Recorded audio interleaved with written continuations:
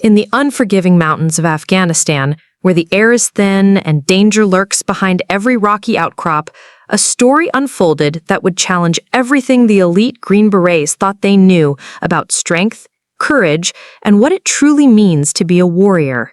This is the story of Sergeant Maria Santos, a 5'2" medic. He weighed barely 120 pounds soaking wet, and how she silenced her critics in the most extraordinary way imaginable. Before we jump back in, tell us where you're tuning in from, and if this story touches you, make sure you're subscribed, because tomorrow I've saved something extra special for you. The morning sun cast long shadows across Forward Operating Base Chapman as Sergeant Santos adjusted her gear for what would become the most defining mission of her military career. At just 24 years old, she had already served 2 deployments in Afghanistan, but this would be different. This time, she was embedded with a special forces team, the legendary Green Berets, and from the moment she stepped off the transport helicopter, she could feel the weight of their skeptical stares. "Look what they sent us," muttered Staff Sergeant Mike Rodriguez, a 10-year veteran of special operations whose arms were thick as tree trunks. "A little girl playing soldier." His comment drew chuckles from several other team members who were busy checking their weapons and preparing for the mission briefing. Rodriguez stood 6'4" and carried himself with the swagger of someone who had never doubted his place in the warrior hierarchy. Sergeant Santos had heard it all before. Throughout her 4 years in the Army, she had faced constant questions about her size, her strength, her ability to keep up with the men around her. But she had also proven herself time and again, earning her combat medical badge in Iraq and receiving commendations for her quick thinking under fire. She knew that actions spoke louder than words, and she was prepared to let her performance do the talking. The team leader, Captain James Morrison, called everyone together for the mission briefing in the cramped operations tent. The air was thick with tension and the smell of strong coffee as he spread out detailed topographical maps of their target area. "Gentlemen," he began, then caught himself and glanced at Santos, "and lady, we've got a high-value target holed up in a compound approximately 15 clicks northeast of here. Intelligence suggests he's planning a major attack on coalition forces, and we need to take him down before he can execute his plans." Morrison's finger traced a route through treacherous mountain terrain that would test even the most seasoned soldiers.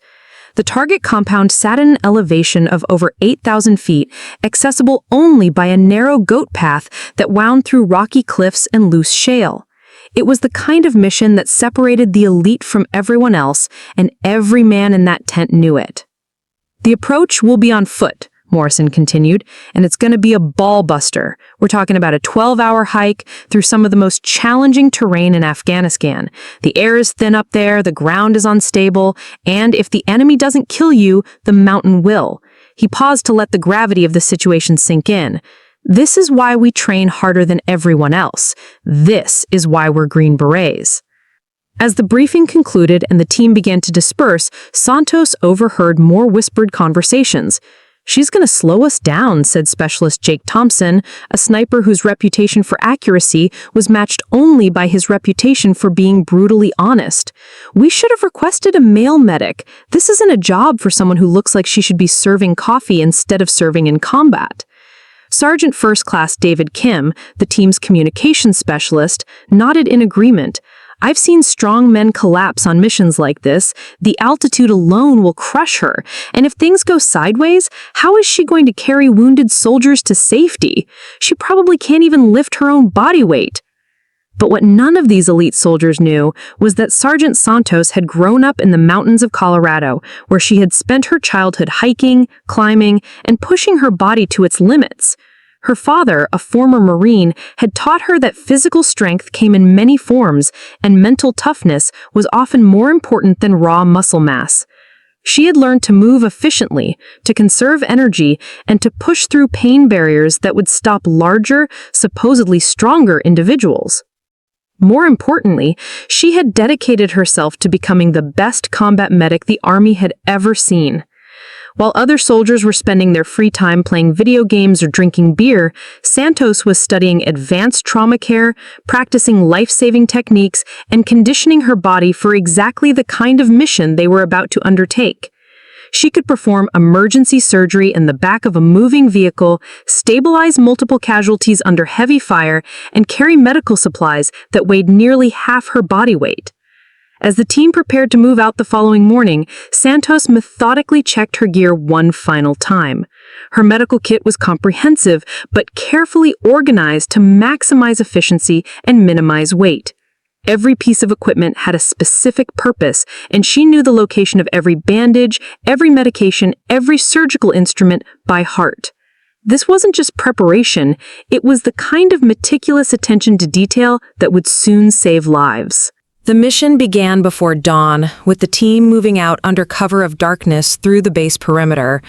Santos fell into position in the middle of the formation, where doctrine dictated the medic should travel for maximum protection and accessibility. But she could sense the tension in the air, the unspoken doubts about whether she belonged on this mission with these elite warriors. As they began their ascent into the mountains, the terrain immediately proved challenging. Loose rocks shifted underfoot with every step, and the narrow path they were following seemed to crumble away into deep ravines on either side. The weight of their gear, weapons, ammunition, communications equipment, and supplies for a multi-day operation would have been crushing at sea level. At altitude, it felt like carrying an anvil on their backs. Staff Sergeant Rodriguez, who had been so vocal about his doubts regarding Santos, began to labor after just 2 hours of hiking. His massive frame, which looked so impressive in garrison, was now working against him as his body demanded more oxygen than the thin mountain air could provide. Sweat poured down his face despite the cool morning temperature, and his breathing became increasingly labored with each steep section of trail. Santos, meanwhile, moved with a fluid efficiency that seemed almost effortless. Her smaller frame required less oxygen, and her years of high-altitude training in Colorado had prepared her cardiovascular system for exactly these conditions. While the other soldiers struggled with the weight of their gear, she had distributed her load in a way that maintained her center of balance and allowed her to move naturally over the uneven terrain. "How is she keeping up?" whispered Specialist Thompson to his teammate during a brief rest stop. "She should be dying right now." His own legs were shaking from exertion, and they had completed less than a third of their journey to the target compound. Captain Morrison noticed the disparities in his team's performance with growing concern. Rodriguez, one of his most reliable soldiers, was clearly struggling.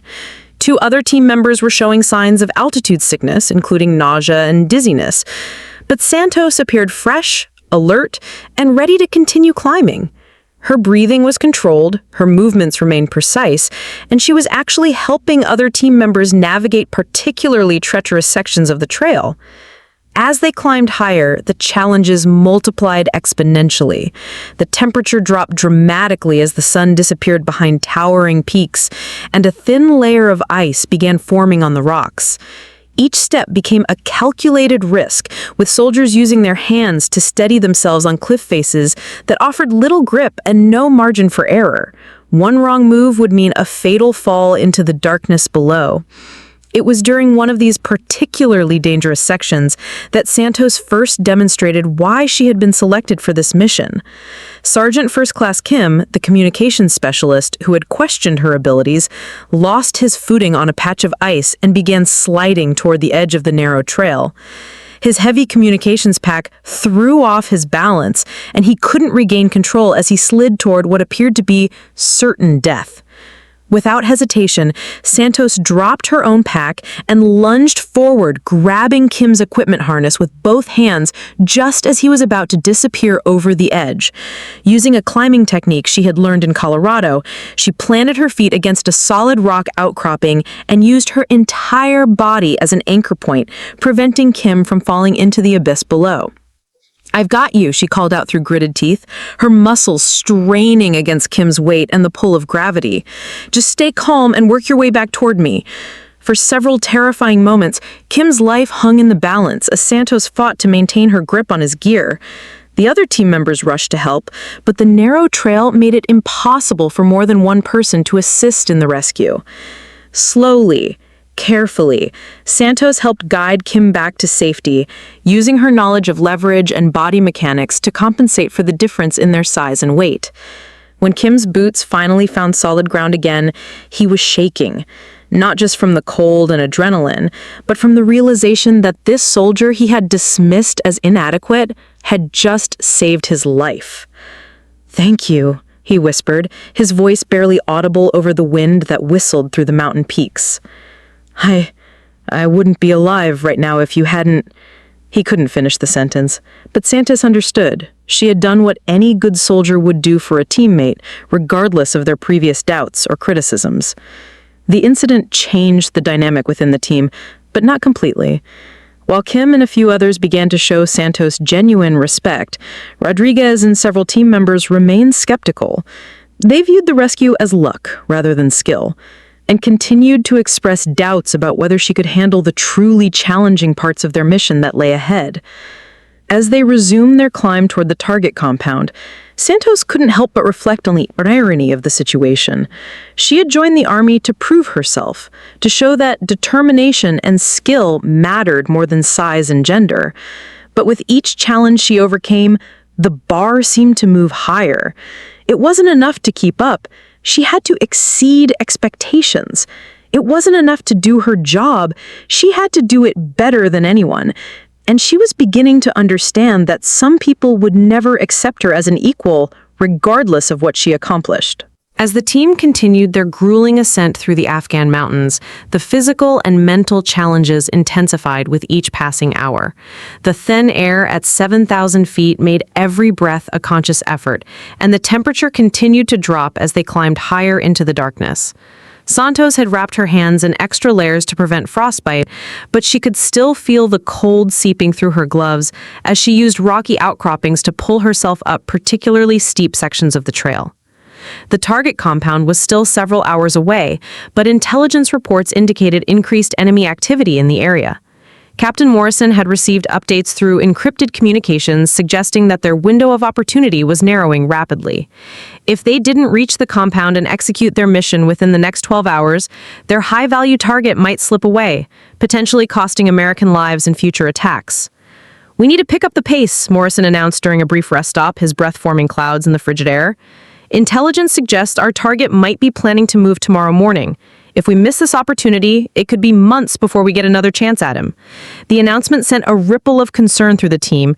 They were already pushing themselves to their physical limits, and several team members were showing serious signs of exhaustion and altitude sickness. Staff Sergeant Rodriguez had been quietly vomiting behind rocks during rest stops, his massive frame rebelling against the combination of extreme exertion and thin air.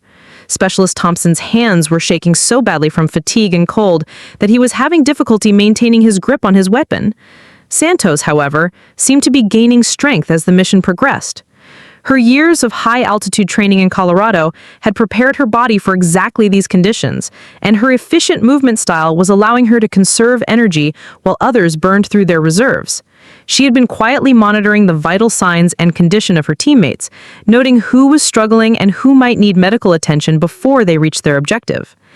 As they resumed their climb, the trail became increasingly treacherous. They were now navigating along narrow ledges with 1,000-foot drops on one side and sheer rock walls on the other. The path was barely wide enough for a single person, and loose stones frequently clattered into the darkness below, serving as a constant reminder of the consequences of a single misstep. It was during this most dangerous section of their approach that Santos truly began to distinguish herself as something special. While other team members moved cautiously, testing each step and hugging the rock wall, she flowed across the treacherous terrain with an almost supernatural confidence. Her movements were precise and economical, each step carefully calculated to maintain maximum balance and stability. "Where did she learn to move like that?" Captain Morrison asked Sergeant First Class Kim quietly, watching Santos navigate a particularly challenging section of trail with apparent ease. Kim, whose life Santos had saved earlier in the mission, had been observing her carefully throughout their climb. "Sir, I think we might have underestimated what we're dealing with here. This isn't just about physical conditioning. She understands this environment in a way that most of us don't. She's reading the terrain, anticipating problems, and adjusting her approach accordingly." Indeed, Santos had begun providing quiet guidance to other team members who were struggling with the dangerous sections of trail. She showed Rodriguez how to distribute his weight more effectively to prevent slipping on icy rocks. She helped Thompson identify the most stable handholds on cliff faces.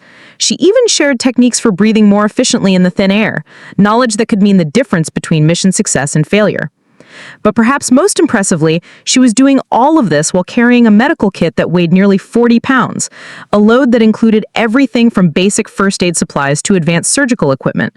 The weight of her gear was proportionally similar to what the larger soldiers were carrying, but her efficient movement style made it appear almost effortless. As they approached the final approach to the target compound, Captain Morrison called for an extended rest stop to allow his team to recover and prepare for the assault phase of their mission. They took shelter behind a large boulder formation that provided protection from the wind and concealment from potential enemy observation. The compound was now less than 2 kilometers away, close enough that they needed to switch to tactical communications and begin moving with extreme stealth. Santos used this opportunity to conduct a thorough medical assessment of her teammates. Rodriguez was showing signs of moderate altitude sickness, including persistent nausea and a severe headache. Thompson was borderline hypothermic, his core body temperature dropping dangerously low despite his efforts to stay warm. 2 other team members were experiencing muscle cramps and dehydration that could compromise their performance during the assault. "Sir," Santos approached Captain Morrison quietly, "I need to discuss the medical status of the team with you privately." Her tone was professional but carried an underlying concern that immediately got Morrison's attention. They moved to a position where they could speak without being overheard by the other soldiers. "3 of your men are showing signs of significant physiological stress that could impact mission performance," Santos reported. "Rodriguez needs medication for altitude sickness. Thompson requires immediate warming protocols to prevent hypothermia, and Jenkins and Martinez need electrolyte replacement and muscle relaxants for severe cramping." Morrison frowned. This was exactly the kind of problem he had hoped to avoid. "Can you get the mission ready?" he asked. "I can treat their immediate symptoms," Santos replied, "but they're going to be operating at reduced capacity. If we encounter heavy resistance or if the mission goes sideways, some of them might not be able to perform at the level you're going to need." It was a sobering assessment, but Morrison appreciated Santos's honesty and professionalism. As he watched her efficiently treat his team members with medications and techniques from her medical kit, he began to understand that she wasn't just keeping up with his elite soldiers, she was becoming essential to their mission success. As the first hints of dawn began to illuminate the jagged peaks around them, Captain Morrison's team finally reached their observation position overlooking the target compound. The structure was built into the side of a cliff face, using the natural rock formations as both camouflage and protection. Intelligence reports had been accurate. This was clearly a well-fortified position that would be extremely difficult to assault. Santos positioned herself behind a large boulder and pulled out her binoculars, studying the compound's layout with the tactical eyes she had developed through years of combat experience. The main building appeared to be carved directly into the rock face, with only a single visible entrance that was heavily guarded. 2 sentries patrolled the perimeter, their AK-47 rifles gleaming in the early morning light. A series of defensive positions had been carved into the surrounding rocks, creating overlapping fields of fire that would make any approach extremely dangerous. "This is going to be a nightmare," whispered Specialist Thompson, who had recovered somewhat from his hypothermia thanks to Santos's treatment, but was still shivering despite multiple layers of clothing. "Those defensive positions give them complete coverage of any approach route. We'd be sitting ducks trying to get close enough to breach that entrance." Captain Morrison was studying the compound through his own optics, mentally calculating angles of attack and potential casualty rates. The mission parameters were clear. They needed to capture or eliminate the high-value target inside that compound, but the tactical reality was becoming increasingly complex. A direct assault would likely result in heavy casualties, possibly the loss of the entire team.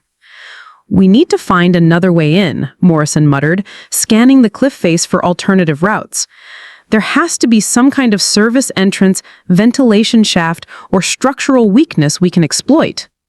Santos had been studying the compound from a different perspective, focusing not just on its tactical vulnerabilities, but on its environmental characteristics.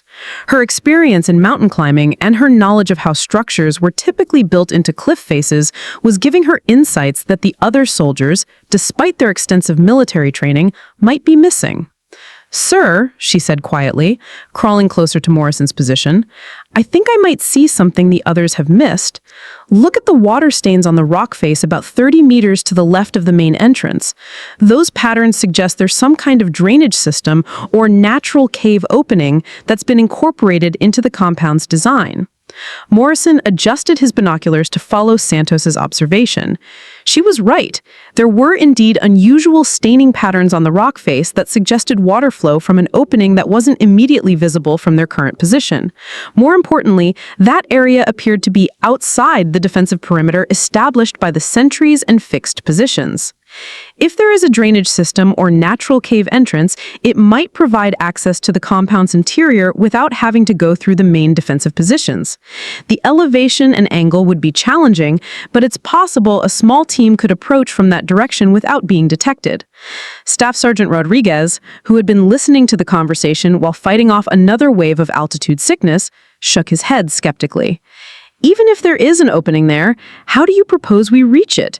That cliff face looks nearly vertical, and it's at least 60 feet of technical climbing to get to that position. None of us are equipped for that kind of assault climbing." Santos pulled out a coiled length of technical climbing rope from her pack, along as a harness and a collection of pitons and carabiners that had surprised her teammates when they first saw her equipment selection. "Actually, I am equipped for it," she said simply. "I've been climbing since I was 8 years old. If there is an accessible route through that drainage system, I can reach it and establish a rope line for the rest of the team." The suggestion created immediate debate among the team members. The idea of their medic, the soldier they had been doubting throughout the mission, attempting a solo climb on a nearly vertical cliff face seemed both tactically unsound and extremely dangerous. If Santos fell or was injured during the climb, they would lose their medical support and potentially compromise the entire mission. "Absolutely not," Rodriguez said firmly. "We can't risk losing our medic on a climbing expedition that might not even lead anywhere. We need to stick to conventional tactics and find another way to approach this problem." But Captain Morrison was studying the cliff face with renewed interest. He had led enough combat missions to recognize that unconventional problems sometimes required unconventional solutions. The frontal assault approach would almost certainly result in casualties they couldn't afford, and they were running out of time to explore alternatives. "Santos," he said, "I need you to be completely honest with me about your climbing abilities. This isn't Colorado recreation climbing we're talking about. This is technical assault climbing under combat conditions, carrying weapons and equipment with potential enemy contact. Are you absolutely certain you can make that climb safely?" Santos had been asking herself the same question while studying the cliff face. The route would indeed be extremely challenging, requiring her to climb approximately 60 feet of near vertical rock while carrying her medical kit, weapon, and tactical equipment. One mistake, one loose handhold, one equipment failure, and she would fall to her death on the rocks below. But she also knew that her climbing experience was far more extensive than her teammates realized. She had spent years training in technical rock climbing, ice climbing, and high-altitude mountaineering. She had completed climbs that were far more challenging than what they were facing, though admittedly never under combat conditions with the added pressure of mission success and team survival. "Sir, I can make that climb," she said with quiet confidence. "The rock looks solid from here, and I can see several natural features that should provide good anchor points. The bigger question is what we do if I reach that drainage opening and it doesn't provide the access we need." Morrison appreciated her honesty and tactical thinking. "If the route doesn't work out, you rope down and we go to plan B. But if it does provide access to the compound interior, you establish an entry point and guide the rest of the team up. Can you handle that responsibility?" Santos began her preparation with the methodical precision of someone whose life depended on getting every detail right. She stripped down her equipment to the absolute essentials: her sidearm, a reduced medical kit containing only critical trauma supplies, her climbing gear, and a tactical communications radio. Every ounce mattered when attempting a technical climb on a near-vertical rock face, and she couldn't afford to carry anything that wasn't absolutely necessary for mission success. The rest of the team watched with a mixture of fascination and concern as she donned her climbing harness and began organizing her equipment with practiced efficiency. Each piece of gear had a specific place on her harness or pack. positioned for maximum accessibility and minimum interference with her climbing movements. Her actions demonstrated a level of expertise that none of the Green Berets had expected from someone they had initially dismissed as inadequate for their mission. "I still think this is crazy," muttered Specialist Thompson, watching Santos test the strength of her climbing rope by putting her full body weight on it. "If she falls, we're down our medic, and we'll have to abort the mission. The risk doesn't justify the potential reward." Captain Morrison understood Thompson's concerns, but he also recognized that they were facing a tactical situation where conventional approaches would likely fail.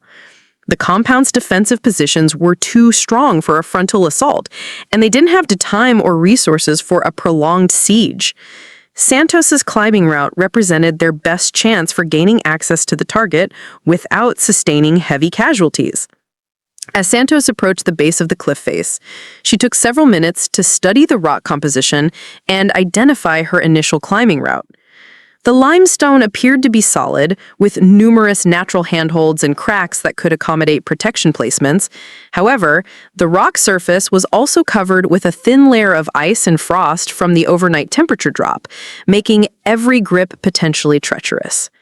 Her first moves up the cliff face were slow and deliberate, each handhold tested carefully before she committed her full weight to it.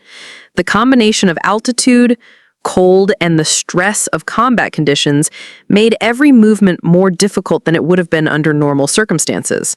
But Santos had trained for exactly these kinds of challenges, and her body responded with the muscle memory developed through years of technical climbing. 20 feet up the cliff face, Santos encountered her first serious obstacle. A section of loose rock blocked the most obvious route, forcing her to traverse laterally across an exposed face where a fall would be fatal. The traverse required her to rely entirely on her fingertip strength while her feet searched for microscopic ledges that could support her weight. "She's going to fall," whispered Rodriguez, watching through binoculars as Santos worked her way across the treacherous section. "That rock looks like it's about to give way. We should call this off before she gets herself killed." But Santos had identified solid anchor points on either side of the loose section, and she was using advanced climbing techniques to distribute her weight and minimize the stress on any single handhold. Her movements were fluid and controlled, each shift in position calculated to maintain her center of gravity and reduce the risk of putting too much pressure on questionable rock. As she reached the halfway point of her climb, Santos paused to rest and assess her progress. The drainage opening was now clearly visible, carved into the rock face by centuries of water flow. More importantly, it appeared to be large enough for a person to enter, and there were no obvious defensive positions covering it from the compound's interior.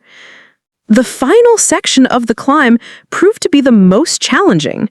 The rock face became increasingly vertical, and the handholds grew smaller and more widely spaced. Santos was forced to rely on advanced technical climbing skills, using her feet as much as her hands to maintain contact with the rock surface. Her breathing was controlled but labored, the thin mountain air making every movement a conscious effort. At 45 feet above the ground, disaster nearly struck. A handhold that had appeared solid suddenly crumbled under Santos's weight, sending rock fragments cascading down the cliff face. For a terrifying moment, she was hanging by one hand while her feet scrambled to find purchase on the smooth rock below her. "Oh God," breathed Captain Morrison, watching the drama unfold through his optics. "She's lost her grip. She's going to fall." But Santos had anticipated the possibility of equipment or rock failure, and she had placed a protection anchor just 3 feet below her current position. As she fell, the climbing rope caught her weight through the anchor point, arresting her fall and giving her the opportunity to regain contact with the rock face. The maneuver required split-second timing and absolute trust in her equipment, but it prevented what could have been a fatal accident. After taking a few moments to calm her breathing and assess her condition, Santos resumed her climb toward the drainage opening. The near fall had shaken her confidence slightly, but it had also confirmed that her safety systems were working properly and that she could recover from unexpected setbacks. When she finally reached the drainage opening, Santos discovered that it was even more promising than it had appeared from below. The opening led to a natural cave system that had been incorporated into the compound's construction, providing what appeared to be direct access to the interior of the target building. More importantly, the cave system was unguarded and showed no signs of defensive preparations. Santos secured her climbing rope to a solid anchor point inside the cave opening and tested it thoroughly before signaling to the team below. Her tactical radio crackled to life with Captain Morrison's voice, barely above a whisper, but clearly relieved. "Outstanding work, Santos. What's your situation up there?" "I'm inside a natural cave system that appears to connect to the compound interior," Santos reported quietly, her voice steady despite the adrenaline still coursing through her system. "The opening is secure and unmonitored. I can establish a rope line for the team, but you'll need to move quickly. This route bypasses their main defensive positions, but we don't know how long that advantage will last." Within minutes, the rest of the team was making their way up the cliff face using the rope line Santos had established. Her climbing route, which had seemed impossibly dangerous from below, now provided a secure passage that allowed even the less experienced climbers to reach the cave opening safely. Staff Sergeant Rodriguez, despite his earlier skepticism and ongoing altitude sickness, managed the ascent with determination fueled by newfound respect for Santos's capabilities. Once the entire team was inside the cave system, Captain Morrison took point as they began moving through the narrow passages toward the compound interior. Santos fell back into her designated position as medic, but her knowledge of the cave system's layout made her an invaluable guide as they navigated through the interconnected chambers and tunnels. The cave system was more extensive than any of them had anticipated. Natural limestone formations had been modified and expanded over years, creating a network of passages that provided access to multiple levels of the compound. More importantly, the acoustic properties of the caves allowed them to hear conversations and movement from within the target building, giving them crucial intelligence about enemy positions and activities. "I can hear at least 4 distinct voices," whispered Sergeant First Class Kim, who had positioned himself near what appeared to be a ventilation shaft that connected to the main compound interior. "3 of them are speaking Arabic, but the 4th voice is different. Could be our target." Santos had been studying architectural drawings of similar compounds during their mission preparation, and she was beginning to understand how the cave system related to the building's interior layout. "If this follows standard construction patterns for this type of facility," she whispered to Morrison, "that ventilation shaft should lead directly to the main common area where high-value targets typically conduct their planning meetings." Morrison nodded, impressed once again by Santos's tactical intelligence and preparation. Her knowledge extended far beyond medical training, encompassing everything from mountain climbing to architectural analysis. She was proving herself to be exactly the kind of versatile, adaptable soldier that special operations missions required. As they prepared to transition from the cave system into the compound proper, Santos conducted a final equipment check and prepared her medical supplies for potential casualties. The intelligence they had gathered suggested the compound contained at least 6 enemy fighters, possibly more, and the confined spaces would make any firefight extremely intense and dangerous. "Once we breach that ventilation shaft, we'll have the element of surprise, but only for a few seconds. Santos, I need you positioned where you can provide medical support, but also where you have cover from direct fire. If anyone goes down, you're our lifeline." The irony of the situation was not lost on any of them. The soldier they had initially doubted and mocked for her size was now positioned to be the difference between mission success and catastrophic failure. Her climbing skills had provided them with access to the target. Her intelligence and preparation were guiding their tactical approach, and her medical expertise would determine whether any wounded team members survived long enough to complete the mission and return home safely. Santos checked her medical kit one final time, ensuring that trauma supplies were easily accessible and that she could provide immediate life-saving treatment under combat conditions. Her hands were steady, her breathing controlled, and her mind focused on the challenges ahead. She had proven herself during the approach and the climb, but the most dangerous part of their mission was yet to come. As Morrison prepared to give the signal to begin their assault on the compound, Santos reflected on the journey that had brought her to this moment. Every doubt, every criticism, every skeptical comment from her teammates had only strengthened her resolve to prove that courage and competence came in all sizes. She had earned her place on this team not through luck or lowered standards, but through superior preparation, unwavering determination, and the kind of specialized skills that made elite units successful.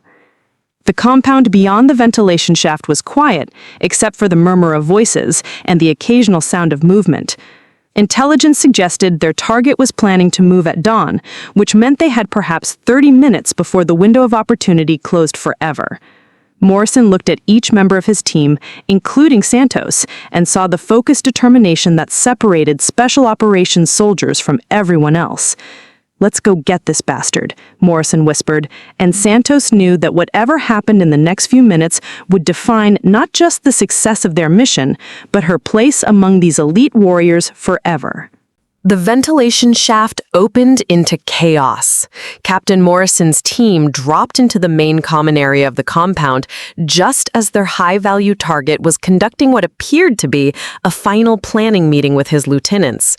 Maps were spread across a wooden table, and the distinctive sound of weapons being prepared filled the air. The element of surprise lasted exactly 3 seconds before the compound erupted in gunfire. "Contact! Multiple hostiles!" Morrison shouted into his radio as he engaged 2 enemy fighters who had been positioned near the main entrance. The confined space amplified every gunshot to deafening levels, and muzzle flashes created a strobe light effect that made target identification extremely difficult. Santos immediately took cover behind a stone pillar and began scanning for casualties among her teammates. The tactical situation was developing exactly as she had feared. Close quarters combat in confined spaces, where ricochet rounds and explosive devices could cause catastrophic damage.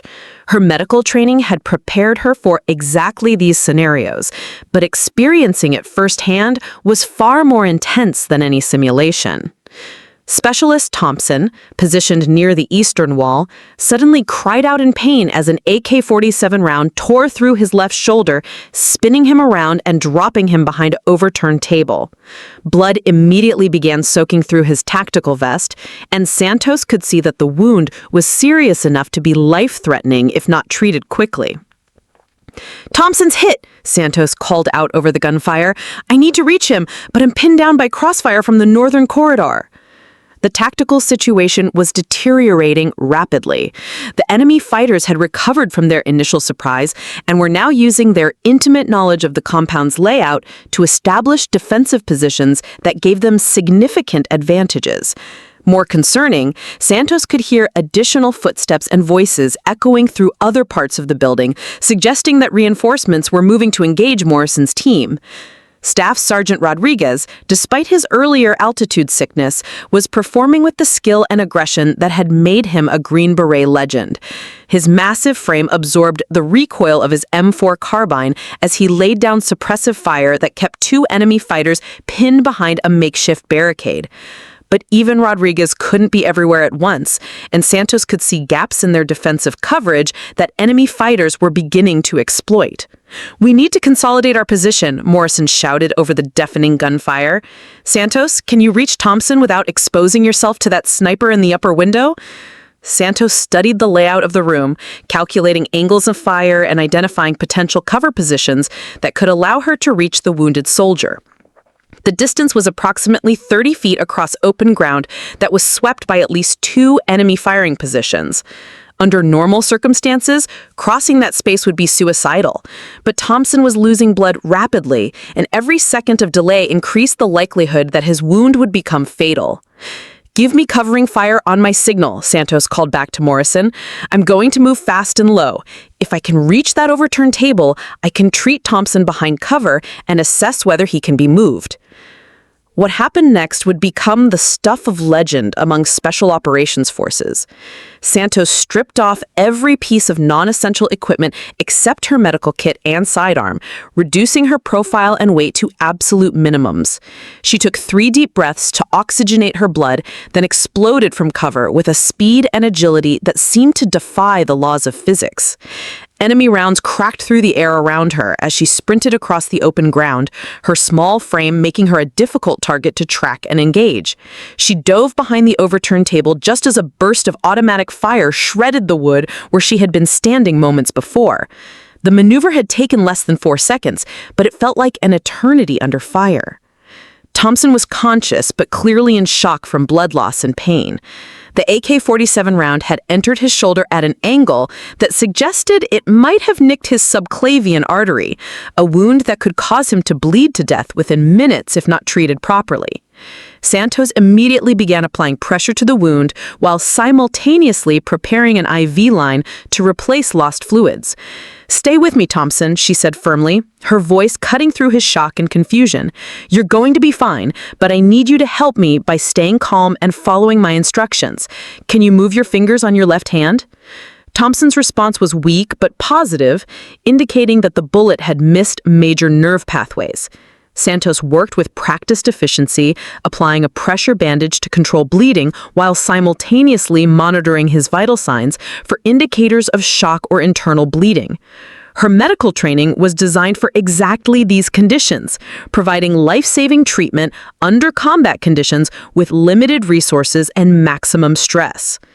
But as she worked on Thompson's wound, Santos became aware that the tactical situation around them was becoming increasingly desperate. The gunfire was intensifying rather than diminishing, suggesting that more enemy fighters were joining the battle. She could hear Morrison coordinating with Kim and Rodriguez, but their voices carried the tension of soldiers who were being overwhelmed by superior numbers in an unfavorable tactical position. The situation deteriorated rapidly over the next several minutes. What had begun as a surgical strike against a high-value target was evolving into a prolonged firefight against what appeared to be a much larger enemy force than intelligence had indicated. Santos could hear the distinctive sounds of additional weapon systems being brought to bear against Morrison's team, including what sounded like a belt-fed machine gun that was now controlling the main exit from the compound.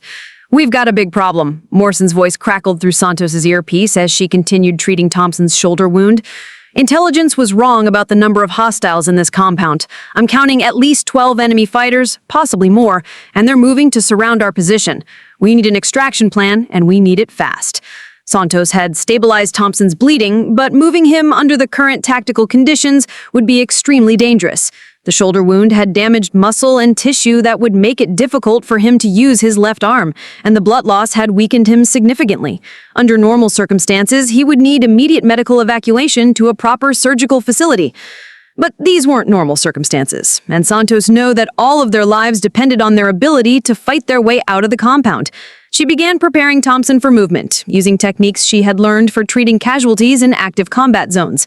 Pain medication to keep him functional, additional pressure bandages to prevent renewed bleeding, and a makeshift sling that would immobilize his injured shoulder while allowing him to use his dominant hand for his weapon. "Thompson, I need you to listen carefully," Santos said as she worked. "I've stopped the bleeding and given you something for the pain, but we're going to have to move under fire. Can you handle your weapon with your right hand only?" Thompson nodded weakly, his face pale from blood loss, but his eyes showing the determination that had made him a special operations soldier. "I can fight," he said through gritted teeth. "Just tell me what you need me to do." Before Santos could respond, the tactical situation took another turn for the worse. A tremendous explosion shook the entire compound, sending dust and debris raining down from the ceiling. Someone had detonated what sounded like a substantial explosive device, possibly attempting to collapse parts of the building or eliminate escape routes. "That was a satchel charge on the main entrance," Rodriguez reported through the radio. "They're trying to trap us inside the compound. The route we used to enter is still viable, but it's going to be a fighting withdrawal all the way back to the cave system." Santos realized that her teammates were now depending on her not just for medical support, but for her knowledge of the route back to their escape path. She was the only one who had studied the cave system layout in detail, and navigating back through those passages under combat conditions would require someone who understood the terrain. As if reading her thoughts, Morrison's voice came through her earpiece with a request that would test every skill she had developed throughout her military career. "Santos, I need you to get Thompson mobile and prepare to guide us back through those caves.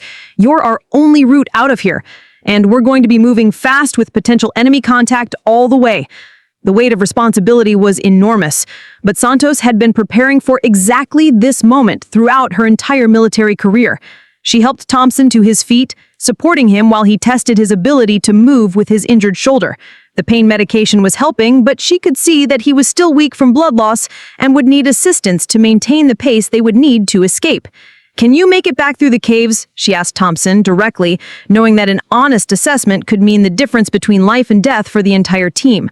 "I'll make it," Thompson replied, his voice stronger than it had been since he was wounded. "I'm not going to be the reason this team doesn't make it home."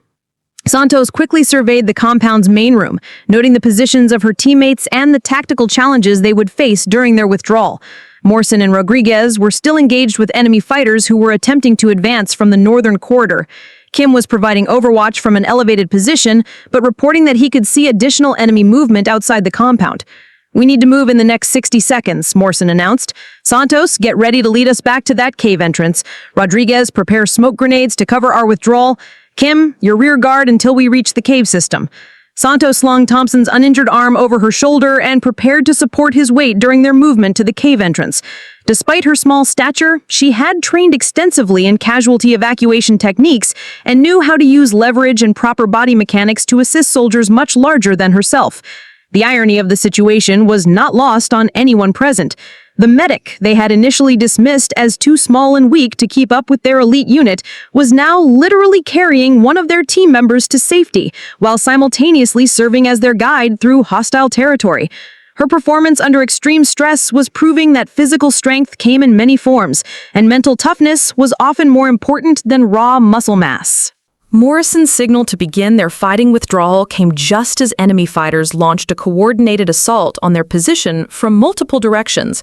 Smoke grenades filled the compound's main room with thick gray clouds that provided concealment, but also disoriented everyone inside the confined space.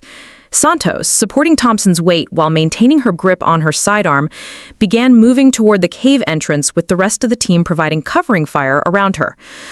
The journey back to the cave system, which had seemed challenging during their initial approach, now became a nightmare of close-quarters combat in near total darkness. Enemy fighters were pursuing them through passages that barely allowed single-file movement, and the sound of gunfire echoed off stone walls with deafening intensity. Santos had to navigate by memory and instinct, feeling her way through interconnected chambers while supporting Thompson's weight and monitoring the positions of her teammates. "Left at the next junction," Santos called out quietly, her voice barely audible over the sound of gunfire behind them. The passage narrows for about 20 meters, then opens up into the chamber where we entered. Her knowledge of the cave system's layout was proving invaluable, allowing the team to move quickly through terrain that would have been impossible to navigate under combat conditions without an experienced guide. Thompson was struggling to maintain the pace despite Santos's assistance and the pain medication she had administered. His wounded shoulder was sending shockwaves of pain through his entire body with every movement, and the blood loss was making him lightheaded and disoriented. But he was determined not to slow down the team's escape, gritting his teeth and forcing himself to keep moving through sheer willpower. Behind them, the sounds of pursuit were getting closer. Enemy fighters were following them into the cave system, and the narrow passages that had provided the team with access to the compound were now working against them during their escape. There was no room to establish defensive positions, no space to maneuver, and no alternative routes if they encountered obstacles or additional enemy forces. "They're gaining on us," Rodriguez reported from his position as rear guard. "I can hear them maybe 50 meters back and closing. We need to reach that rope line before they catch us in these narrow passages." Santos pushed herself to move faster, using every technique she had learned for efficient movement in confined spaces. She was essentially carrying Thompson's full weight while navigating through darkness over uneven terrain. But her small stature was actually advantageous in the low-ceiling passages that forced larger soldiers to move in uncomfortable crouched positions. When they finally reached the chamber containing their rope line to the cliff face, Santos faced her most challenging decision of the entire mission. Thompson was in no condition to rappel down a 60-foot cliff face with his injured shoulder, but staying in the cave system with enemy fighters approaching meant certain capture or death for the entire team. "I can't make that climb with my shoulder," Thompson admitted, his voice tight with pain and frustration. "You guys need to go without me. I'll try to hold them off as long as I can." "That's not happening," Santos replied firmly. We came in as a team, and we're leaving as a team. I'm going to get you down that cliff face safely, but I need you to trust me completely." What Santos proposed next seemed impossible even to the Green Berets who had witnessed her extraordinary performance throughout the mission. She would rappel down the cliff face first, then establish a pulley system using her climbing gear that would allow her to lower Thompson to safety despite his inability to control his own descent. The technique required advanced rope skills and precise timing, but it was their only option for getting the wounded soldier to safety. Santos, that's a 60-foot technical descent with a wounded soldier who can't assist in his own evacuation, Morrison said. "Are you absolutely certain you can handle that kind of rope rescue under these conditions?" "Sir, I've done similar rescues in Colorado during training exercises. The principle is the same, but the stakes are obviously higher. If I can get Thompson into a proper harness and establish the right anchor points, I can control his descent from below." The setup took precious minutes while the sounds of enemy pursuit grew closer, but Santos worked with the focused precision of someone whose specialized training had prepared her for exactly this scenario. Her rope rescue system was designed to distribute Thompson's weight across multiple anchor points while giving her complete control over the rate of his descent. "Rodriguez, Kim, you guys start down as soon as I have Thompson secure," Morrison ordered. "I'll hold this position until everyone else is clear, then follow. Santos, if this doesn't work—" "It's going to work," Santos interrupted, her voice carrying a confidence that had been earned through years of preparation and proven through the events of the past 24 hours. "Thompson, I need you to get into this harness and follow my instructions exactly. Your life depends on it."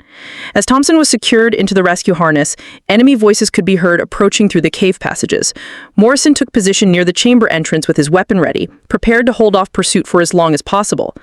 The next few minutes would determine whether Santos's unconventional rescue plan could save Thompson's life and allow the entire team to escape. The rope rescue system Santos had rigged was put to the ultimate test as she began lowering Thompson down the cliff face. From her position at the base of the cliff, she could control his descent using a complex arrangement of pulleys and anchor points that distributed his weight while allowing her to compensate for his inability to assist in the evacuation. Thompson's wounded shoulder made it impossible for him to maintain proper rappelling form, so Santos had to essentially lower him like cargo while ensuring he didn't collide with rocky protrusions that could worsen his injuries. "Easy, Thompson," Santos called up through her tactical radio as she managed his descent.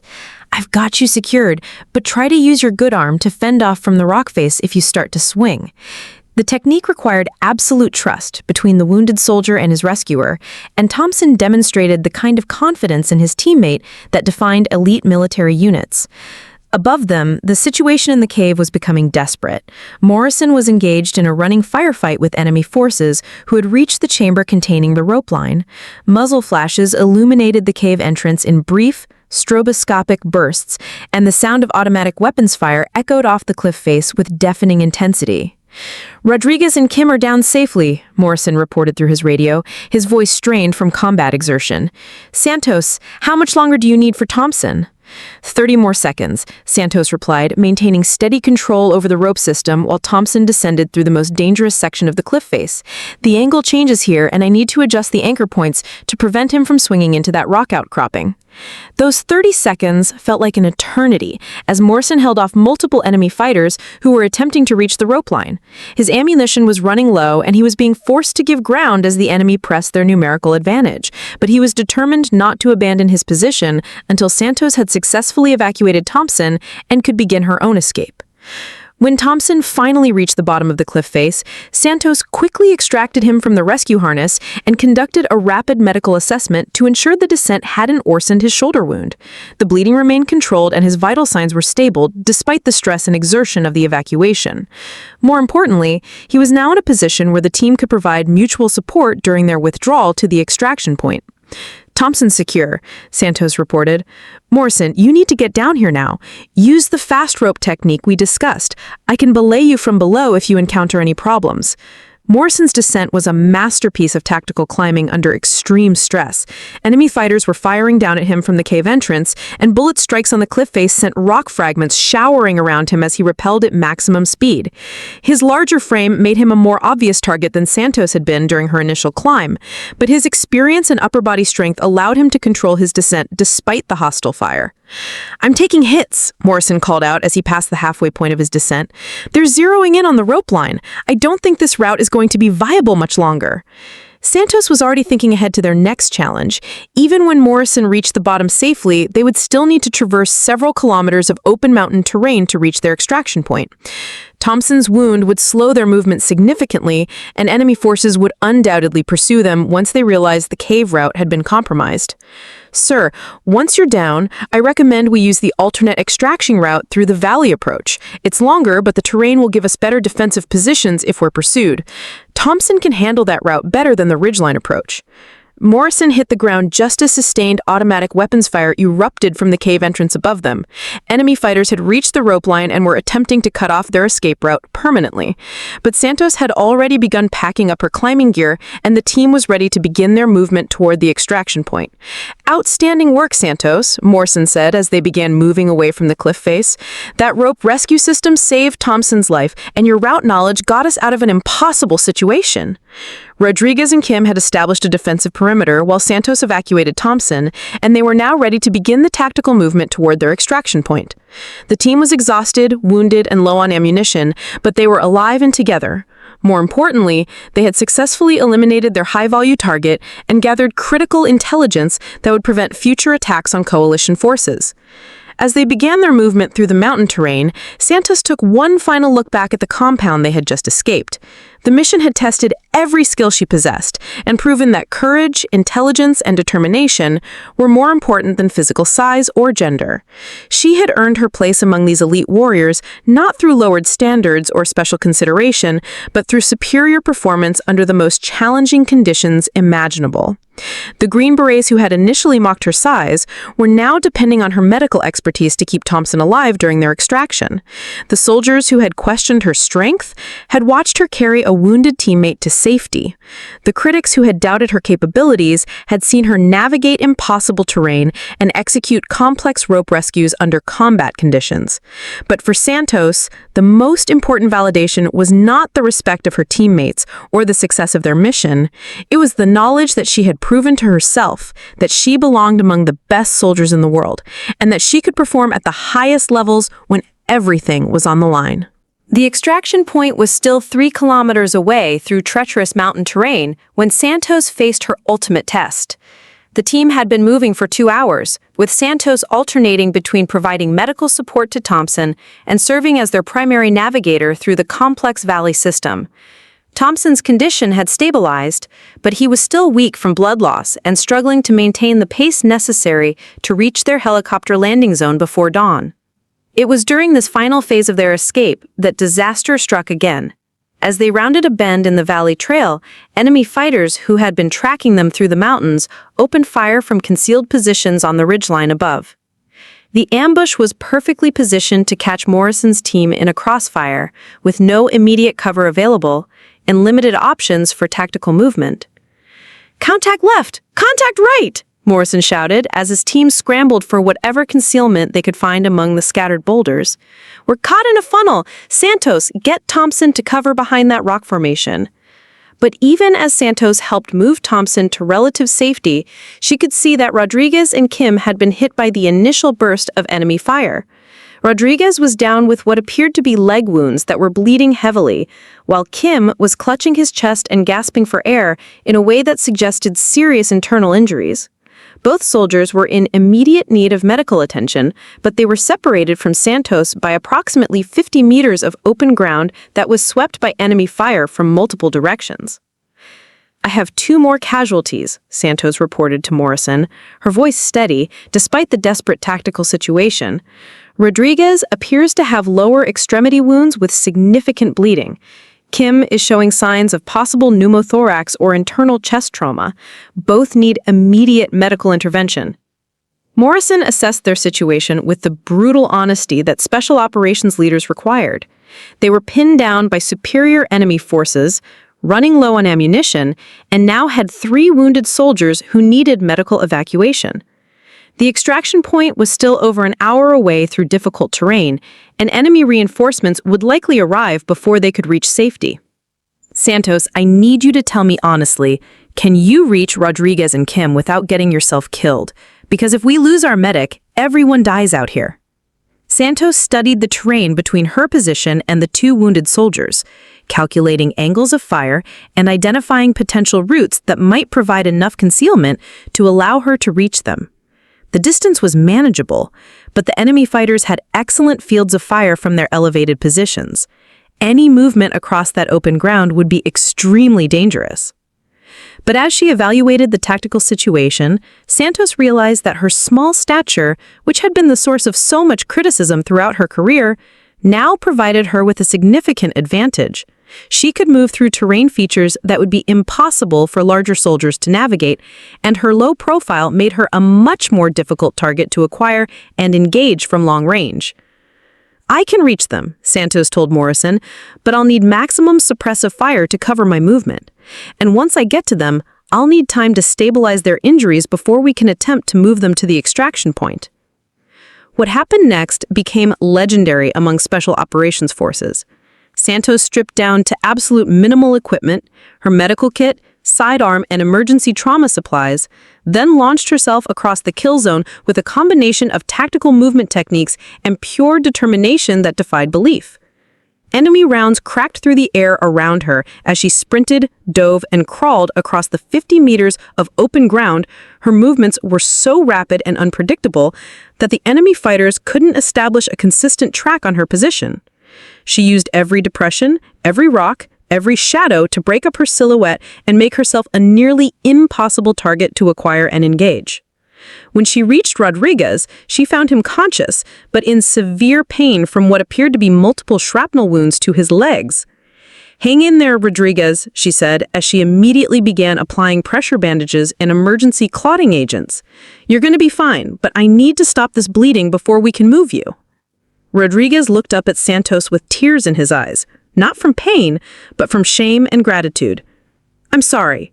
I'm sorry for everything I said about you. You shouldn't be risking your life to save someone who treated you like that."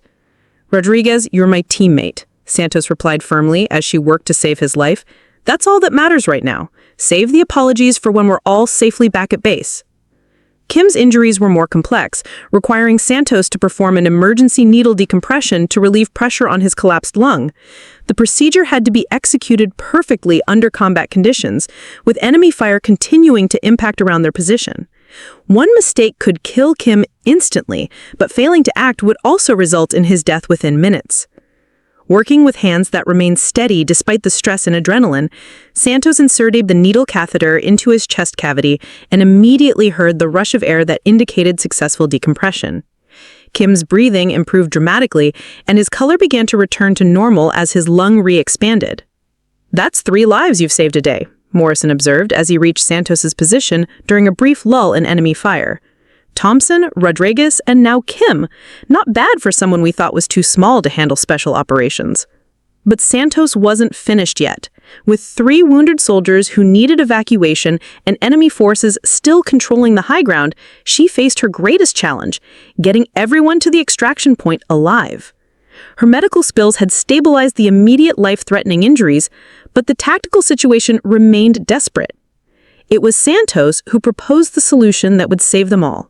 Using her knowledge of the terrain and her experience with tactical movement, she designed a leapfrog withdrawal plan that used natural cover and concealment to move the wounded soldiers to safety while maintaining defensive fire against pursuing enemy forces.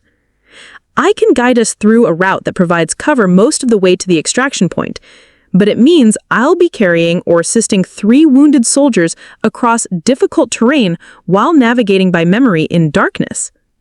20 minutes later, as the sound of their extraction helicopter grew louder in the distance, Santos was literally carrying Rodriguez on her back while guiding Kim and supporting Thompson through the final approach to their landing zone. Her small frame, which had been the source of so much doubt and criticism, was now supporting the weight of 3 soldiers who outweighed her by more than 200 pounds combined. When they finally reached the extraction point and the wounded soldiers were loaded onto the helicopter, Staff Sergeant Rodriguez grabbed Santos's hand one final time. "I was wrong about everything," he said over the rotor noise. "You're not just one of us. You're the best of us." But the greatest validation came from Captain Morrison as they lifted off from the Afghan mountains. "Santos, he said over the aircraft intercom. "I've been leading special operations teams for 12 years, and I've never seen anything like what you accomplished today. You didn't just prove you belong with us, you showed us what a real warrior looks like." As the helicopter carried them towards safety, Santos reflected on the journey that had brought her to this moment. She had faced every challenge thrown at her, overcome every obstacle, and proven that courage came in all sizes. The Green Berets who had mocked her were now alive because of her skills, her determination, and her refusal to accept their limitations as her own. The mission was successful, the team was safe, and Sergeant Maria Santos had earned her place among the elite warriors of the United States Army. But more importantly, she had proven to herself that she could rise to any challenge and perform at the highest levels when everything was on the line. Her size hadn't been a weakness, it had been a strength that allowed her to move through terrain others couldn't navigate, carry out rescues others couldn't attempt, and prove that the heart of a warrior had nothing to do with physical dimensions. Up next, you've got 2 more standout stories right on your screen. If this one hit the mark, you won't want to pass these up. Just click and check them out. And don't forget to subscribe and turn on the notification bell so you don't miss any upload from us.